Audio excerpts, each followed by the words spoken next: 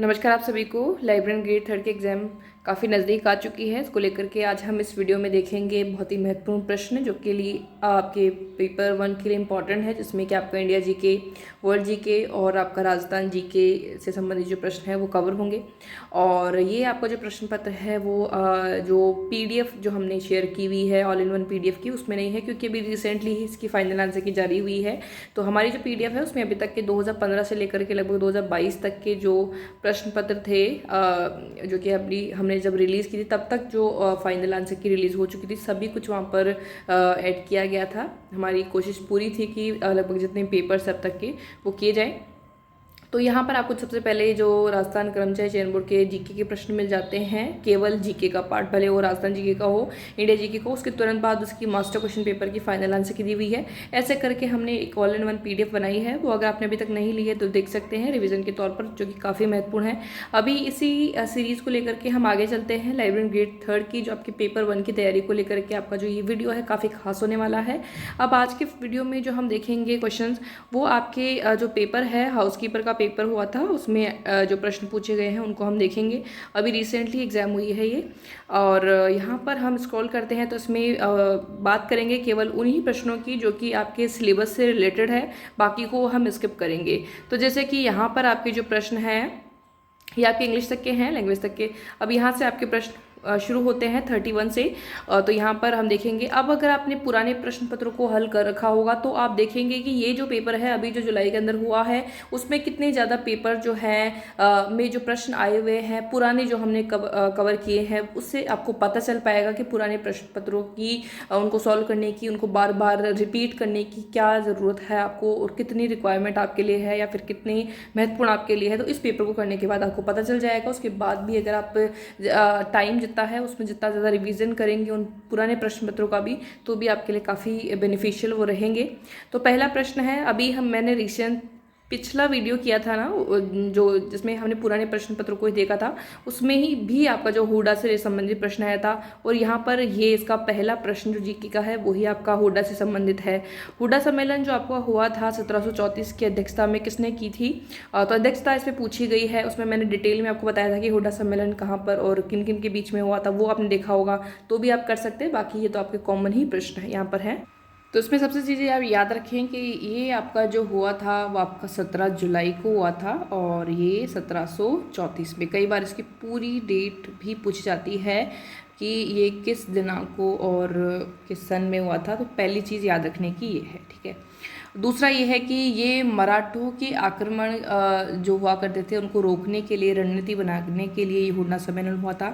इसमें आप 3 चीज़ ध्यान रख सकते हैं, 3 जो आपके अभी जो एग्जिस्ट करते हैं मेन जगह, जैसे कि मेवाड़ एक आपका मारवाड़ जोधपुर, तीसरा है आपका जगत सिंह द्वितीय। इन तीनों को आप ज़रूर ध्यान रखें। तो इसमें एक तो आपका जयसिंह जी जो है जयपुर से, अभय सिंह जी आपके जो है जोधपुर से, और महाराणा जगत सिंह द्वितीय ने जो है इसकी अध्यक्षता की थी, और ये मेवाड़ से, महाराणा मेवाड़ से। तो उस समय जो है महाराणा जगत सिंह द्वितीय ने इसकी जो है अध्यक्षता की थी। और ये मुख्य रूप से जो कौन कौन शामिल हुआ करते थे या फिर मारवाड़ से किन्होंने जो है अगुवाई की थी, ये सभी प्रश्न भी जो है पूछे जाते हैं। तो यहाँ पर जो इसका आंसर होगा वो कौन सा होगा, महाराणा जगत सिंह द्वितीय, डी ऑप्शन। या फिर हो सकता है कि पूछा जाए कि जयपुर से या फिर जयपुर के कौन से जो है राजा शामिल हुए थे हुडा सम्मेलन में, इस तरह से प्रश्न आता रहता है। तो इस तरह से आप एक प्रश्न को लेकर के 2-3 तरह के प्रश्न जरूर देखें, और ये आप देखेंगे तो पुराने प्रश्नों से ही आप हुडा सम्मेलन से संबंधित अलग अलग प्रश्न, लेकिन एक ही तरह के प्रश्न आपको देखने को मिलेंगे। दूसरा प्रश्न है, निम्नलिखित में से कौन सा किला यूनेस्को की विश्व धरोहर स्थल सूची में जो है शामिल नहीं है। तो स्थलों की जो सूची है वो एक बार आप ज़रूर ध्यान रखें इनमें। तो मेनली अगर देखें गागरोन आपका जो है किला वो विश्व धरोहर की सूची में शामिल है, जैसलमेर का है, कुंभलगढ़ का है, लेकिन अचलगढ़ शामिल नहीं है। यहाँ पर आप इन चीज़ों को ध्यान रखें। गागरोन कहाँ पर है, झालावाड़ में। जैसलमेर का किला जो है, इसको सोनार का किला भी कहते हैं, ये भी आप ध्यान रख सकते हैं। कुंभलगढ़ का जो किला है वो आपका कहाँ पर है, राजसमंद में है। और ये जो अचलगढ़ है वो आपका कौन से यूनेस्को की सूची में शामिल नहीं है, वो आपका अचलगढ़ है। अगला है जयपुर के किस शासक ने ब्रज निधि उपनाम से कविताओं की रचना की। ये प्रश्न राजस्थान कर्मचारी चयन बोर्ड ने कम से कम 3 से 4 बार पूछ रखा है कि जितने पेपर्स मैंने खुद ने सॉल्व करवाए हैं उनमें तो मैंने खुद ने इसको नोटिस किया है। बाकी तो अगर आप पूरे पेपर को शुरू से लेकर अब तक करेंगे तो हो सकता है ज़्यादा बार भी ये रिपीट हुआ हो, और इसको आप ज़रूर ध्यान रखें। ये जो कविताओं की रचना की थी सवाई प्रताप सिंह ने, और सवाई प्रताप सिंह जो संबंधित है जयपुर से संबंधित है। ए ऑप्शन इसका जो है राइट होगा। अगला प्रश्न हम यहाँ पर देखें, और सवाई प्रताप सिंह वही है जिन्होंने हवा महल का निर्माण कराया था 1799 में। अगला प्रश्न है निम्नलिखित में से प्रख्यात चरी नृत्यांगना कौन है। ज़्यादातर जो प्रश्न आपके गुलाबों से संबंधित आपको पूछे जाते हैं, जैसे गुलाबों का नृत्य जो कालबेलिया नृत्य जो है, लेकिन यहाँ पर चरी नृत्यांगना तो ये काफ़ी अलग प्रश्न है, अच्छा प्रश्न है, इसको आप ज़रूर ध्यान रखें, हो सकता है ये रिपीट हो। तो फल्कू बाई जो है वो कौन है, चरी नृत्यांगना है। चरी जो नृत्य है वो कौन सी जाति से संबंधित है, वो आपका है गुर्जर से संबंधित आपके जो है चरी नृत्य है, तो उसको भी आप ध्यान रखें। चरी नृत्य मतलब जो चरी होती है स्टील से बनी हुई चरी, इस तरह से कह सकते हैं, जिसमें पानी भरा जाता है, उसको लेकर के जो डांस किया जाता है वो चरी नृत्य टाइप कहलाता है। तो बी ऑप्शन फल्गुबाई। राजस्थान में स्त्री प्रधान पोमचा को कहा जाता है। तो स्त्री प्रधान पोमचा में आप बताइए कि कौन सा है इनमें से। तो जो पोमचा बेसिकली आपका होता है पीला, पोमचा जो होता है वो पीला होता है, और ये आपका जो पोमचा पहना जाता है, और ज़्यादातर ये जो पोमचा है पीला और वैसे गुलाबी होता है। पीला पोमचा तब पहना जाता है जब जो लड़के का जन्म होता है, और गुलाबी जो पोमचा है वो कब पहना जाता है, जब लड़की का जन्म होता है। तो इस तरह से पोमचा का जो ज़्यादातर संबंध है वो किसी बच्चे के जन्म पर से संबंधित है, उसके बाद ये पहना जाता है। तो पोमचा संबंधित है पीले से। अगला है राजस्थान केसरी समाचार पत्र का प्रकाशन किसने किया। ये प्रश्न बहुत बार आता रहता है, ये आपका घुमा कर भी पूछा जाता है, नाम दे दिया जाता है प्रकाशक का और फिर पूछा जाता है। तो ये प्रश्न आपको बहुत ही ज़्यादा रिपीट हुआ प्रश्न है, और आप अभी देख रहे हैं कि ये भी अभी भी पेपर हुआ है, आप खुद डाउनलोड कर लीजिएगा, और उससे पहले के जो प्रश्न आपके आए हुए हैं पूछे गए हैं उन्हीं में से आपको ये पेपर बनाकर दिया हुआ है, आप खुद एनालाइज कर सकते हैं। तो राजस्थान केसरी जो समाचार पत्र है बहुत ही महत्वपूर्ण है, और ये संबंधित है विजय सिंह पथिक से। A option. हालांकि इजी प्रश्न हो गया है, काफ़ी बार पूछा जाता है, हो सकता है सभी को ये प्रश्न आता हो, लेकिन मेनली हम बात कर रहे हैं कि प्रश्नों की रिपीटेशन पर कि कितने ज़्यादा आपके रिपीट होते रहते हैं। अगला है हल्दीघाटी के युद्ध के बाद महाराणा प्रताप ने अपनी राजधानी कहाँ पर स्थापित की थी। ये भी बहुत ही ईजी प्रश्न है, बहुत बार आया हुआ प्रश्न है, वो है आपकी चावंड। C option. और चावंड शैली जो आपकी है चित्र शैली, और इसके जो निर्माता को लेकर के नाम आता है या फिर किसने बढ़ाई, तो वो भी महाराणा प्रताप ही हैं। गणगौर किस महीने में मनाई जाती है, गणगौर किस महीने में मनाई जाती है, या फिर महीनों को भी आप ज़रूर ध्यान रखें कि ये महीना इससे संबंधित है। जैसे तो गणगौर का जो माह है आप देखते हैं कि आपके तुरंत धुलंडी के दिन से आपकी शुरू होती है, और तो ये कब मनाई जाती है, ये आपके क्षेत्र में मनाई जाती है, क्योंकि फाल्गुन के जो अंतिम दिन है वो तो आपके होली होती है, उसके तुरंत बाद जो है चैत्र मास जो है नया वर्ष का जो पहला महीना है वो आपका लग जाता है, चैत्र महीने में ये आपकी मनाई जाती है। तो डी ऑप्शन इसका होगा राइट। अगला है सैंधव सभ्यता के किस स्थल से जुटे हुए खेत के प्रमाण मिले हैं। सैंधव सभ्यता मतलब सिंधु घाटी सभ्यता से संबंधित ये प्रश्न है। तो आपकी कालीबंगा जो है वहाँ पर आपके जुटे हुए खेत के प्रमाण मिले हैं। अगला है उषा मस्जिद कहाँ स्थित है। ये भी काफ़ी बार आया हुआ प्रश्न है उषा मस्जिद को लेकर के भी। तो उषा मस्जिद जो है वो आपके बयाना में है, बयाना भरतपुर में है। D option. गलियाकोट को भी आप ध्यान रखें, गलियाकोट स्थान को लेकर के भी प्रश्न आता रहता है, गलियाकोट कहाँ पर है, तो ये आप ध्यान रखें। गलियाकोट का उस बोहरा समाज से संबंधित ये जरूर ध्यान रखें। तो ये आपका डूंगरपुर में है, तो ये भी आप ध्यान रख सकते हैं। अगला है 1857 के विद्रोह की शुरुआत के समय उदयपुर में ब्रिटिश रेजिडेंट एजेंट का नाम या फिर एजेंट कौन था, नाम इनका बताना है। तो उदयपुर से संबंधित है तो इनका है captain showers. D option. Kota से आ जाता है, कोटा है तो टी से आप ध्यान रखते हैं, जो मेजर बटन है वो कोटा से संबंधित है। तो इस तरह से आप इनको ज़रूर ध्यान रखें। और बाकी जो उदयपुर के ब्रिटिश रेजिडेंट थे वो आपके कैप्टन शावर्स थे। अगला है कू क्या है, ये तो बहुत ही बार आया हुआ प्रश्न है, प्री BSTC में पूछा था, प्री B.Ed वाले PTET में भी बहुत बार आया हुआ प्रश्न है। तो कू जो होता है वो भील जनजाति का घर जो उसको कहते हैं कू कहते हैं।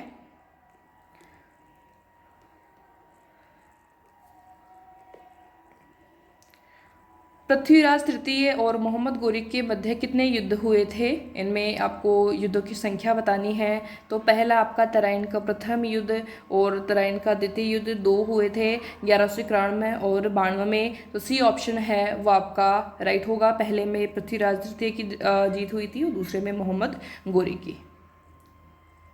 अगला प्रश्न है निम्नलिखित में से कौन सा पुरातात्विक स्थल उत्खननकर्ता सुमेलित नहीं है। ये प्रश्न तो आप एक बार अगर पूरे पेपर्स भी कर लेंगे तो उनमें से अगर आप छांट के लिख देंगे कि ये प्रश्न तो इसमें आया हुआ है, तो उनको एक बार आप अलग से एक पेपर में भी लिखे ना, तो उनसे बाहर कोई जाने वाला नहीं है उत्खननकर्ता का। काफ़ी बार जो मैच द फॉलोइंग में बहुत बार ये प्रश्न आया हुआ है, तो ये सुमेलित नहीं है, उसके बारे में हम बात करते हैं। तो बाकी जो सुमेलित है उनको भी आप अभी जब देखें तभी इनको याद कर लीजिएगा। अब इस प्रश्न को देखने के बाद मैं कुछ अगर बताऊं, जैसे कि मुझे पता नहीं इस तरह से क्यों लगता है कि जो बोर्ड के प्रश्नों में से जो एक इनका फेवरेट जिला है वो अगर मैं बताऊं तो वो आपका भीलवाड़ा है।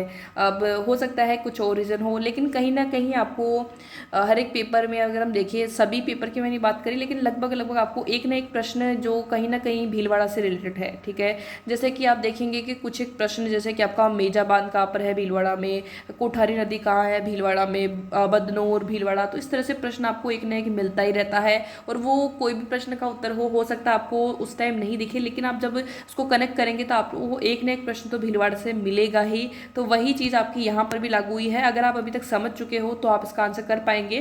पहला है आहड़ सभ्यता। आहड़ आपकी जो बेसिकली मेवाड़ में उदयपुर में है, HD साकलिया ने इसको जो है उत्खनन करता ये रहे हैं। ओझियाना जो है आपके भीलवाड़ा में ही है, और उसके जो उत्खनन करता है वो आपके KN पुरी ना हो करके इनके जो है वो BR मीना और आलोक त्रिपाठी है।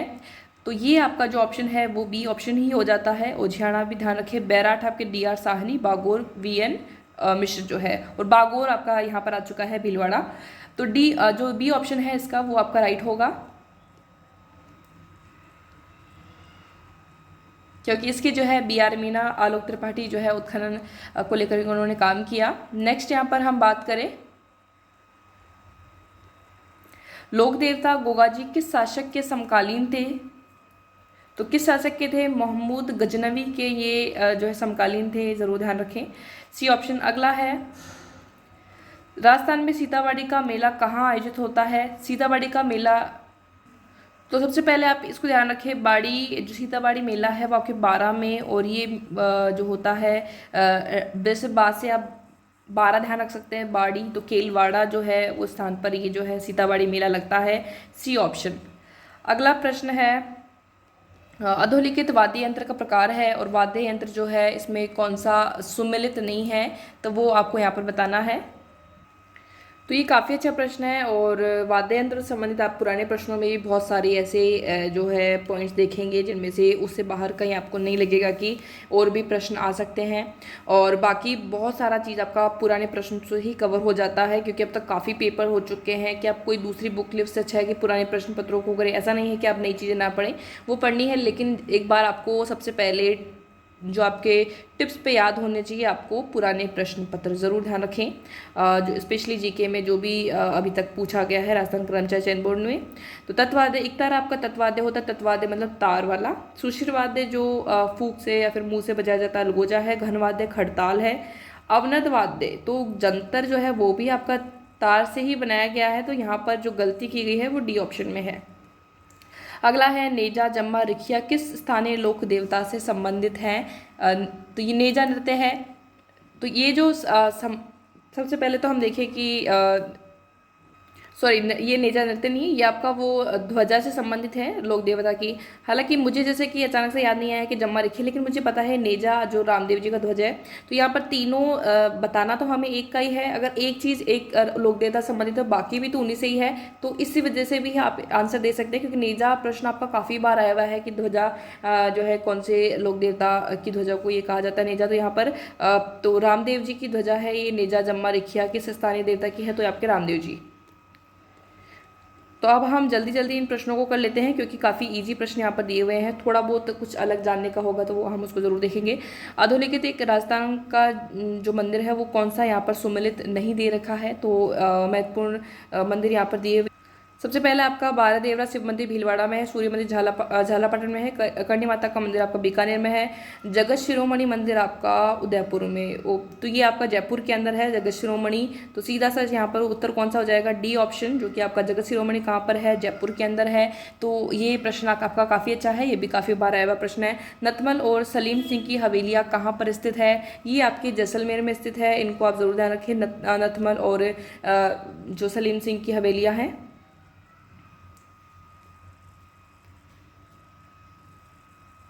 एक और हवेलियों से संबंधित प्रश्न आता है, पटुओं की हवेली। तो पटुओं की हवेली तो आ गया, सभी को पता है, लेकिन अभी दूसरा जो नया प्रश्न आपको लग सकता है वो आपका नथमल और सलीम सिंह की हवेलियाँ आप ज़रूर अपने जो है डेटा में ऐड कर लें कि ये भी आपका जैसलमेर जिले से संबंधित है। गंगा ब्रह्मपुत्र डेल्टाई क्षेत्र के वनों को कहा जाता है, ये आपका प्रश्न आ चुका है भारत के जीके से। तो इसको आप ज़रूर ध्यान रखें कि किस तरह के प्रश्न जो है बोर्ड पूछता है इंडिया जीके से संबंधित। तो गंगा ब्रह्मपुत्र जो डेल्टाई क्षेत्र है उसको क्या कहा जाता है, तो ये आपका जो है सुंदरबन डेल्टा ये आपका कहलाता है, बी ऑप्शन।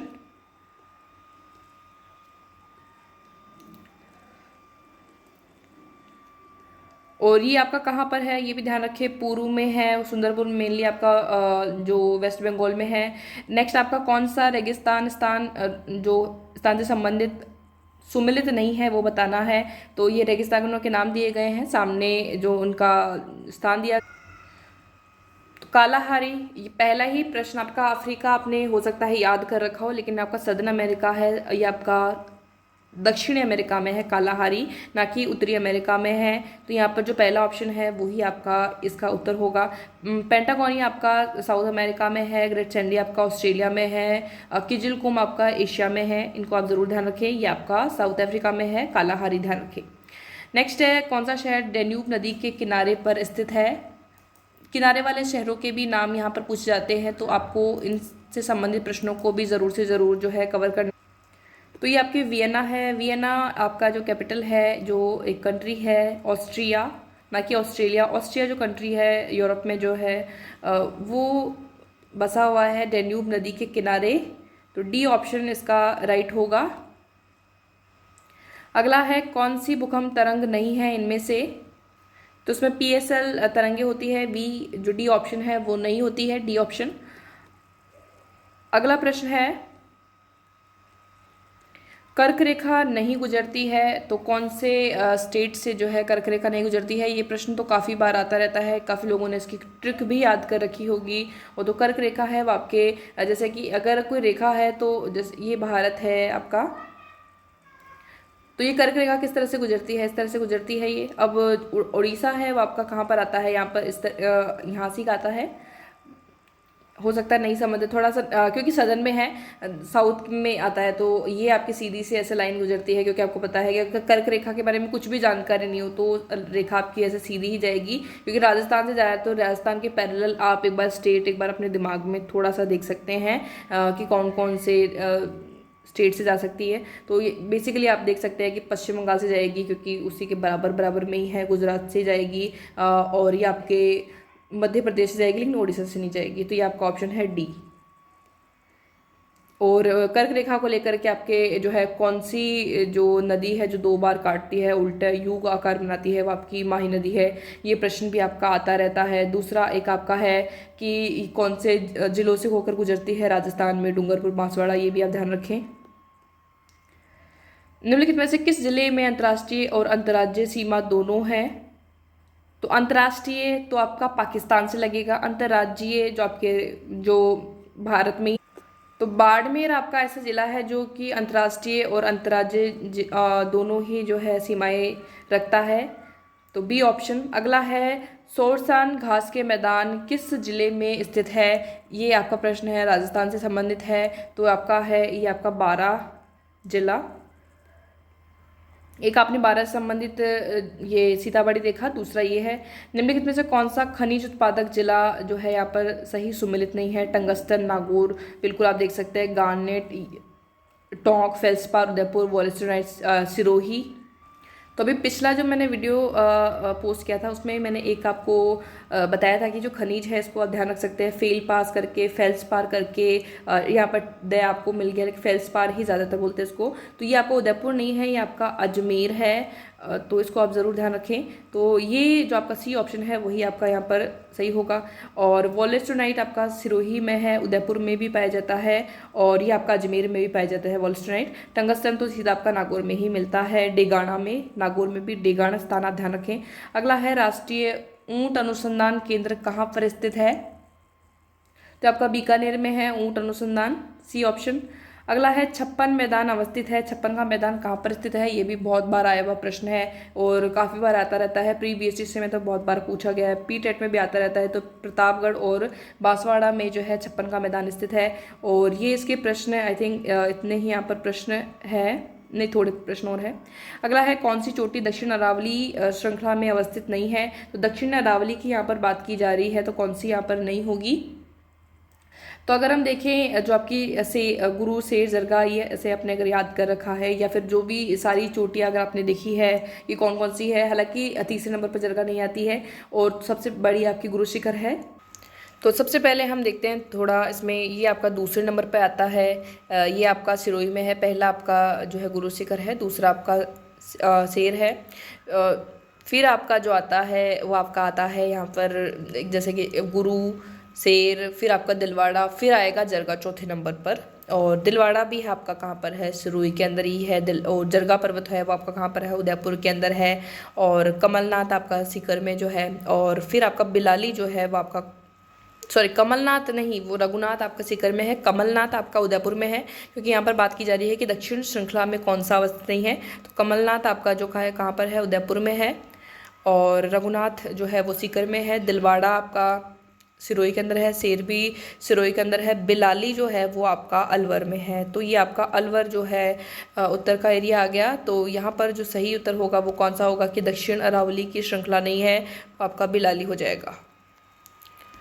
अगला प्रश्न है किस उत्पत्ति स्थान दिया गया है, नदी का नाम दिया गया है, कौन सा यहाँ पर सुमेलित नहीं है वो आपको बताना है। सबसे पहला है यहाँ पर जाना पाओ की पहाड़ियों से चंबल नदी निकलती है, नाग पहाड़ी से लूनी नदी निकलती है, गोगुंदा पहाड़ी से बेडस नदी निकलती है, बिजराल की पहाड़ी से बनास। तो बिजराल की पहाड़ी से जो है वो आपकी खारी नदी निकलती है, ना कि बनास नदी। तो डी ऑप्शन यहाँ पर राइट होगा। आपको बताना है कि बनास कौन सी पहाड़ी से निकलती है, उद्गम स्थल आप उसको ज़रूर कमेंट सेक्शन में बताना है अगर आप यहाँ तक ये वीडियो देखे हैं तो। अगला है कौन सा संरक्षण रिजर्व जिला या फिर ज़िले से सुमेलित जो है नहीं है। तो इनमें से आपको बताना होगा। पहला है आपका बीड़। तो बीड़ सुन के ही आपको क्लिक कर जाना चाहिए कि बीड़ से संबंधित कौन से हैं, या फिर झुंझुनू क्या सही है यहाँ पर, या फिर बीड़ टर्म का मतलब ही क्या है। बीड़ स्थान जैसे कि आपका किसे कहते हैं, चंबल नदी से ये संबंधित है, जो आसपास का एरिया जो हो गया है चंबल नदी के कारण चेंज, और तो वो आपका बीड़ स्थान कहलाता है। तो झुंझुनू में कहाँ जो है आपके चंबल नदी आ गई है, तो सुमेलित नहीं है। इसलिए जो आपको आंसर ये बीहड़ नहीं है, ये आपका संरक्षण रिजर्व की बात की जा रही है। तो बीड़ आपका झुंझुनू में है, ये बिल्कुल सही है यहाँ पर। तो दूसरा है रोटू नागौर में है, सुंदा माता जालोर सिरोही में, गोगेलाव भी आपका नागौर के अंदर है। तो ये जो आपका गोगेलाव बीकानेर दिया गया है वो डी है। और ये जो ए ऑप्शन है यहाँ पर आपका बीड़ झुंझुनू में ही है, वो यहाँ पर संरक्षण रिजर्व की बात की गई है। बाकी बीहड़ स्थान जो बात करें कि बीहड़ स्थल जो है कौन सी नदी से संबंधित है या आसपास का क्षेत्र, वो आपका चंबल नदी से संबंधित होगा। तो उसको थोड़ा सा चेंज कीजिएगा। नेक्स्ट है राजस्थान में राज्य की प्रथम वन नीति किस वर्ष में जो है घोषित की गई थी। वो आपकी 2010 में घोषित की गई थी। C option. अगला है राष्ट्रीय महिला आयोग के अध्यक्ष कौन है। ये आपका प्रश्न जो है अभी चर्चा में भी है, ये आपका जो राइट होगा रेखा शर्मा है।